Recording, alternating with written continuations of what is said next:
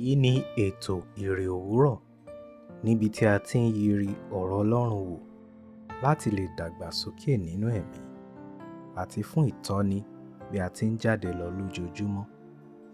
Ìwé Bíbélì Àjùmọ tí a tẹ̀ jáde láti ọwọ́ àjọ ìwé mímọ́ Scripture Union Nigeria ni à ń lò.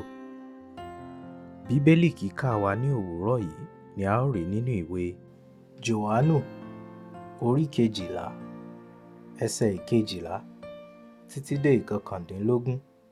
Ó kà báyìí: ní ọjọ́ kejì, nígbà tí ọ̀pọ̀ ènìyàn tí ó wá sí àjọ gbọ́ pé Jésù ń bọ̀ wá sí Jerúsálẹ́mù, wọ́n mú ìmọ̀ ọ̀pẹ, wọ́n sì jáde lọ pàdé rẹ̀, wọ́n sì ń kígbe, Hòsánà!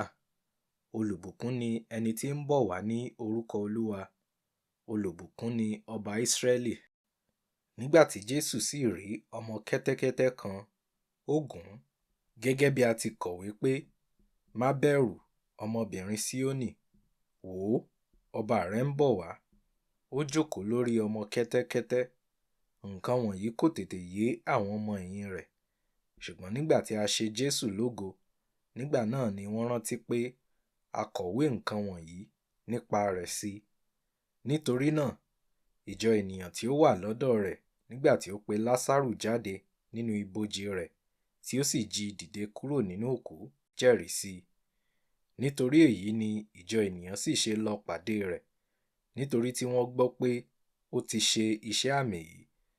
Nítorí náà, àwọn Farisí wí fún ara wọn pé, ẹ kíyèsí, bí ẹ kò ti lè borí ní ohunkóhun, ẹ wo bí gbogbo ayé ti ń wọ̀ tọ̀. Jésù gun kẹ́tẹ́kẹ́tẹ́. Ọjọ́ iyì àti ẹ̀yẹ ni fún Jésù nígbà tí ó gun kẹ́tẹ́kẹ́tẹ́ wọ Jerúsálẹ́mù. Ọ̀pọ̀ ènìyàn kópa nínú rẹ̀. Kí ni wọ́n ṣe? Ẹsẹ̀ 12 sí 13. Ìmúṣẹ àkọsílẹ̀ ìwé mímọ́ ni Mátíù orí 21 ẹsẹ̀ 7, Sẹkaríà orí 9 ẹsẹ̀ 9. Nígbà yòówù tí a bá lọ sí ilé ìjọsìn, ni a ní àǹfààní láti darapọ̀ mọ́ ọ̀pọ̀ ènìyàn láti hó ìhó ayọ̀ sí Olúwa. Má ṣe yọ ara rẹ sílẹ̀. Má ṣe jẹ ọpẹ́ sí nǹkan ti Olúwa. Gbàdúrà fún òye. Ẹsẹ̀ 16 apá 1 Kólósè orí 1 ẹsẹ̀ 9 sí 10. Ìjọ ènìyàn lọ pàdé rẹ̀ nítorí ohun tí wọ́n gbọ́. Ṣé ohun tí o gbọ́ nípa Jésù ń ru ọkàn rẹ sókè láti wá? Ṣọ́ra fún irú ẹgbẹ́ tí ò ń kó nínú ìjọ Ọlọ́run. Má ṣe darapọ̀ mọ́ àwọn tí ó ń kẹ́gàn Jésù.